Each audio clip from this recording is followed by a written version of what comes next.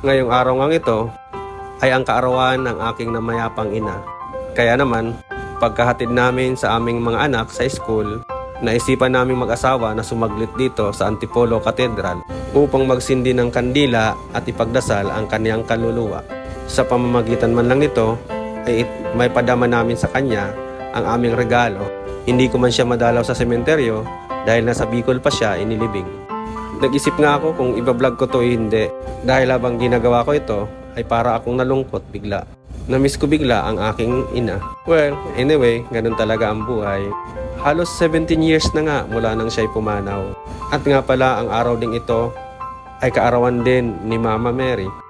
Magkasing birthday sila ni Mama Mary. Kaya naman, after namin magsindi ng kandila, ay pumunta kami dito sa loob ng simbahan upang magdasal at magpasalamat na rin sa mga biyayang natatanggap namin.